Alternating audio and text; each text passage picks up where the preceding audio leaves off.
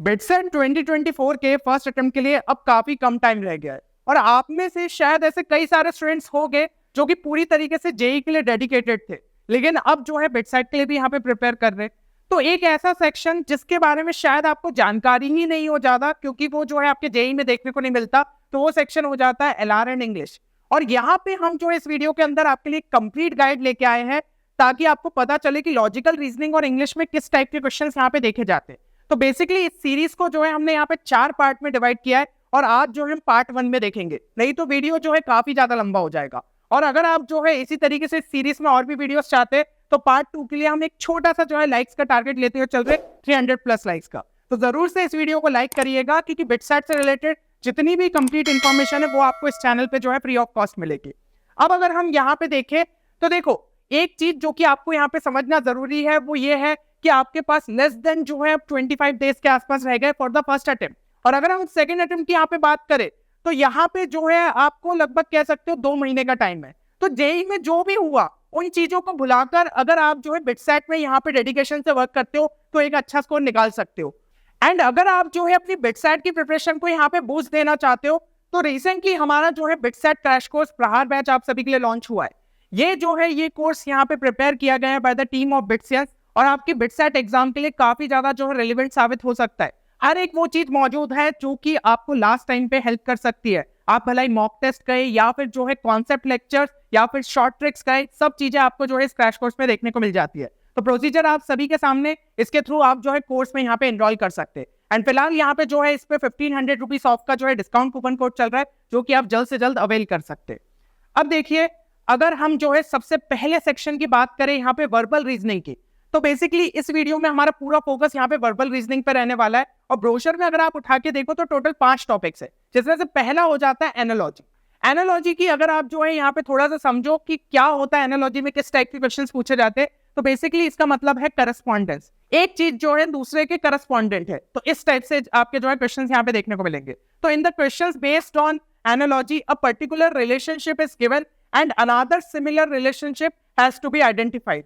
जो main word हमें यहाँ पे फोकस करना है वो है रिलेशनशिप। अगर आपने जो है उन 2 वर्ड्स के बीच में यहाँ पे रिलेशनशिप को आइडेंटिफाई कर लिया तो वो क्वेश्चन में कुछ भी नहीं बचता है। उसके बेसिस पे आप जो है यहाँ पे क्वेश्चन को सॉल्व कर सकते हो। और क्वेश्चन के टाइप जो है 2 टाइप के देखने को मिल जाते हैं। ऐसा दिया जाता है कि एक पेयर दे दिया A is to B इस टाइप से, तो इसका सीधा सीधा मतलब जो है आप ये भी पता लगा सकते हो कि A is related to B, है ना। या तो फिर इस तरीके से जो है आपको एक्सपेंडेड फॉर्म में दिया रहेगा या फिर शॉर्टेंड वर्जन में दिया रहेगा। तो यहाँ पे मतलब है सीधा सीधा A is related to B, तो अब जो है C यहाँ पे किससे रिलेटेड होगा, ठीक है। तो जो भी आपका यहाँ पे स्पेसिफिक ऑप्शन मैच कर रहा होगा वो यहाँ पे आपका जो है आपको पुट करना रहेगा।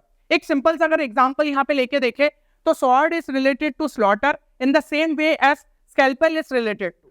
तो स्कैल्पेल के बारे में अगर आपको थोड़ा सा भी आइडिया है तो डॉक्टर्स के द्वारा जो है यहाँ पे यूज किया जाता है, कहाँ पे, सर्जरी के अंदर। कुछ इस तरीके से जो है आपको स्कैल्पेल देखने को मिलता है ना। तो ये आपने जो है जनरली ऐसे मूवीज और यहाँ पे देखा होगा, तो मेरे हिसाब से जो है इसके बेसिस पे आप इस क्वेश्चन को सॉल्व कर सकते थे। और देखिए एनालॉजी में बहुत सारी चीजें हो सकती है, आपका जनरल नॉलेज के बेसिस पे हो सकता है, या फिर न्यूमरल एनालॉजी हो सकती है जहां पे नंबर दिए हो, नंबर का पेयर हो सकता है, लेटर एनालॉजी हो सकती है। तो इस सब के क्वेश्चंस को आपको अच्छे तरीके से यहाँ पे प्रैक्टिस कर लेना चाहिए।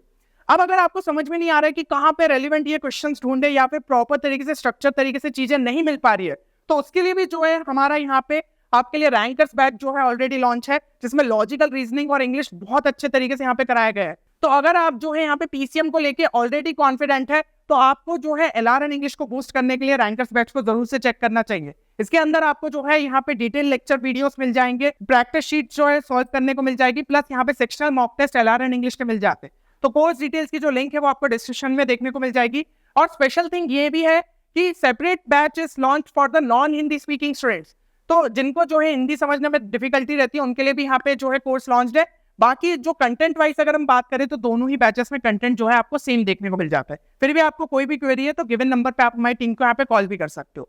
अब हम चलते हैं यहाँ पे सेकंड पैटर्न पे। तो सेकंड टॉपिक जो कि आपको यहाँ पे वर्बल रीजनिंग के अंदर देखने को मिल जाता है, दैट इज सीरीज कंप्लीशन। और देखो एक छोटा सा डिफरेंस समझा देता हूँ, वैसे तो यार बहुत नॉर्मली जो है आप समझ सकते हो। वर्बल का यहाँ पे जो मतलब है कि आपको जो है टेक्स्ट फॉर्मेट में यहाँ पे इंफॉर्मेशन दी जाती है, ठीक है ना। ये जो है आपको टेक्स्ट फॉर्मेट में जो है इंफॉर्मेशन दी जाती है, यहाँ पे फिर पैटर्न आपको जो है आइडेंटिफाई करना रहता है या फिर जो डायरेक्शंस क्वेश्चन में दिए उसके बेसिस पे क्वेश्चन सॉल्व करना रहता है। और जो आपका यहाँ पे नॉन वर्बल दिया रहता है उसमें टेक्स्ट फॉर्मेट में इंफॉर्मेशन नहीं रहती, या तो हम कह सकते हैं इमेजेस या फिर पिक्चर के फॉर्म में जो है हमारे पास इंफॉर्मेशन रहती है। तो इसके बेसिस पे हमें पैटर्न को आइडेंटिफाई करना रहता है। तो बेसिकली वर्बल के अंदर हम जो है पूरे यहाँ पे सेशन के अंदर बात कर रहे हैं, ठीक है। तो सेकंड आपका जो वर्बल के अंदर आता है दैट इज सीरीज कंप्लीशन। इसमें जो है आपको सीरीज ऑफ नंबर्स या फिर जो है लेटर दिए हो सकते हैं और आपको पूछा जाता है कि या तो जो है सीरीज को कंप्लीट करो, कहीं पे जो है क्वेश्चन मार्क रहेगा उस क्वेश्चन मार्क को फिल करो, या फिर आपको जो है यहाँ पे रॉन्ग पार्ट सीरीज के अंदर निकालना पड़ सकता है। तो आपको करना बेसिकली यही है कि पैटर्न को आइडेंटिफाई करना है कि पैटर्न क्या चल रहा है। जैसे कि एक क्वेश्चन आपके सामने स्क्रीन पे दिख रहा है, find the number which will come in the place of the question mark in the given series 14, 25, 47, 91, 179। तो देखो एक आपको जो है यहाँ पे पैटर्न आइडेंटिफाई करना पड़ेगा। हो सकता है कुछ ऑपरेशन लग रहा हो, एडिशन, मल्टीप्लिकेशन, डिवीजन या सब्ट्रैक्शन, ठीक है। और अगर वो नहीं लग रहा हो तो कुछ और आपको जो है यहाँ पे सोचना रहता है। अब यहाँ पे अगर हम जो है सिंपली डिफरेंस लेके देखें तो 25 - 14 अगर हम करें तो यहाँ पे जो है 11 का डिफरेंस आ रहा है। फिर अगर हम जो है नेक्स्ट टर्म पे चले 47 - 25 करें तो यहाँ पे जो है 22 का डिफरेंस देखने को मिल रहा है। नेक्स्ट अगर हम यहाँ पे चलते हैं 91, तो इधर पे जो है आपको कितने का डिफरेंस देखने को मिल जा रहा है, तो यहाँ पे आई थिंक आपको जो है 44 का डिफरेंस देखने को मिल जा रहा है। अब नेक्स्ट इस पे चले तो यहाँ पे 179, तो यहाँ पे आपको कितने का डिफरेंस देखने को मिल जा रहा है, तो यहाँ पे जो है 88 का डिफरेंस देखने को मिल जा रहा है। तो सीधे सीधी चीज आपने जो यहाँ पे ऑब्जर्व करी होगी 11 × 2 22, 22 × 2 44, 44 × 2 88। तो 88 × 2 करके जो आपका यहाँ पे नंबर आएगा उसको प्लस कर देना 179 में, आपका जो है फाइनल आंसर आपको मिल जाएगा।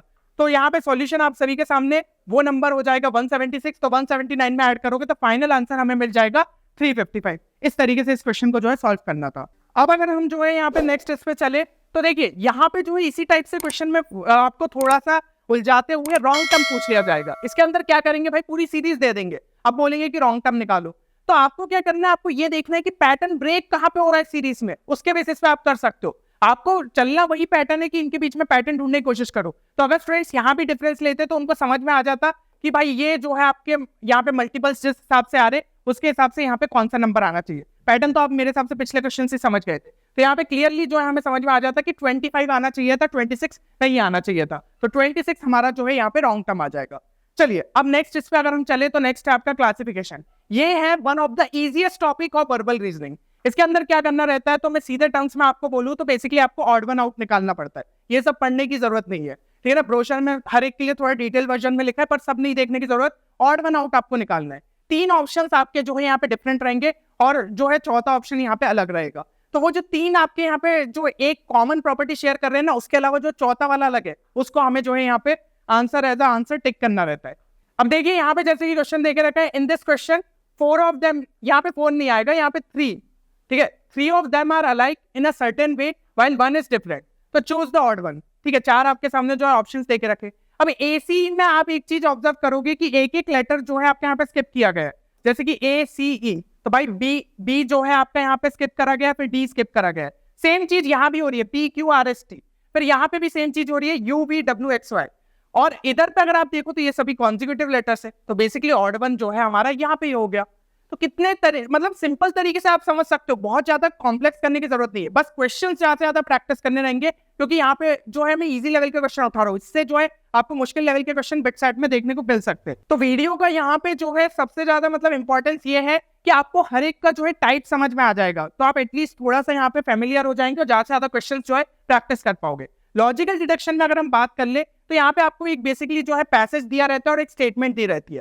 स्टेटमेंट को जो है ना आपको पैसेज की इंफॉर्मेशन के बेसिस पे जो है जज करना रहता है कि whether the statement is correct और इनकरेक्ट। अब इसमें ऑप्शंस थोड़े से और जो है आपके लिए यहाँ पे कॉम्प्लेक्स कर दिए जाते हैं। उसमें भी पूछ लिया जाता है कि भाई पार्शियली करेक्ट है कि पूरी तरीके से करेक्ट है, या फिर इनकरेक्ट में पूछ लिया पार्शियली इनकरेक्ट है कि पूरी तरीके से इनकरेक्ट है, या फिर जो है ये भी डाल दिया जाता है कि इनकम्प्लीट एविडेंस है, मतलब पैसेज की इंफॉर्मेशन के हिसाब से हम कुछ बोल ही नहीं सकते। तो इस टाइप के जो है क्वेश्चंस हमें लॉजिकल डिडक्शन में देखने को मिल जाते हैं। तो आरसी का ही फॉर्म है, लेकिन यहाँ पे थोड़ा सा लॉजिक भी आपको जो है अप्लाई करना रहता है। अब हम चलते हैं यहाँ पे नेक्स्ट टाइप पे, तो that is chart logic. Chart logic के अंदर आपको जो है चार्ट या टेबल में जो है नंबर्स दिए रह सकते हैं, अल्फाबेट्स दिए रह सकते हैं, तो उसके अंदर हमें जो है देखना रहता है कि क्या पैटर्न फॉलो हो रहा है ना। तो उसके बेसिस पे जो है आप यहाँ पे आंसर सॉल्व कर सकते हो। अब यहाँ पे अगर हम जो एक सिंपल सा क्वेश्चन ले तो which number replaces the question mark, एक आपको जो है फिगर देके रखा है, हमें यहाँ पे पैटर्न को जो है आइडेंटिफाई करना रहेगा जिसके बेसिस पे आंसर निकाल सकते हैं। अब यहाँ पे अगर हम जो है एक चीज देखें तो यहाँ पे आपका 2 दिया है, यहाँ पे 11 दिया, 6 दिया है, 9, 4, 14, यहाँ पे क्वेश्चन मार्क है और यहाँ पे 16 है। तो थोड़ा सा जो है यहाँ पे सोचना पड़ेगा कि क्या पैटर्न बन रहा है। एक चीज जो कि मुझे यहाँ पे समझ में आ रही है, देखो ध्यान से, 6 + 9 कितना हो रहा है 15, 15 + 4 कितना हो रहा है 19, तो इसका सम जो है आपका 19 है। अब ध्यान से यहाँ पे भी देखो, 6 + 11 कितना हो रहा है 17, 17 + 2 कितना हो रहा है 19, यहाँ पे भी 19 सम है। अब यहाँ पे अगर हम जो है ध्यान से देखें तो 2 + 16 कितना हो रहा है 18, अगर मैं यहाँ पे 1 डाल दूं तो इसका सम क्या हो जाएगा 19। और चेक करने के लिए यहाँ पे भी देखो तो 14 + 1 15, 15 + 4 19, तो बेसिकली भाई जो 3 नंबर आपके एक लाइन में आ रहे उनका सम जो है यहाँ पे 19 होना चाहिए, तो सही ऑप्शन हो जाएगा हमारे यहाँ पे 1। तो इस तरीके से जो है आप इन क्वेश्चन को सॉल्व कर सकते थे। अब आपने जो जो चीजें समझी है उसको भाई यहाँ पे जो है अप्लाई करने का टाइम आ गया है। 2 क्वेश्चंस आपके लिए जो है मैं DIY की प्रैक्टिस में छोड़ रहा हूँ, ठीक है। नेक्स्ट वाला जो पार्ट उनमें जो है हम इनको सॉल्व भी कर लेंगे। तो ये पहला क्वेश्चन है, find the number which would come in place of question mark 15 1981 question mark. जो भी स्टूडेंट्स यहाँ पे आंसर देंगे तो भाई नेक्स्ट वाले वीडियो में आपको जो है शाउट आउट मिलेगा फर्स्ट 3 स्टूडेंट्स को। तो ध्यान से जो है इसका आंसर मेंशन करिएगा कमेंट सेक्शन के अंदर, जिनका सही आंसर रहेगा और एक्सप्लेनेशन भी सही रहेगा उनको जो है यहाँ पे मेंशन किया जाएगा। और नेक्स्ट यहाँ पे DIY 2, इसके अंदर which number replaces the question mark, तो इसका भी आंसर जो है कमेंट सेक्शन में जरूर लिखिएगा। इनकेस आपसे नहीं बनता है तो नेक्स्ट पार्ट में जो है हम इसको जरूर से डिस्कस कर लेंगे।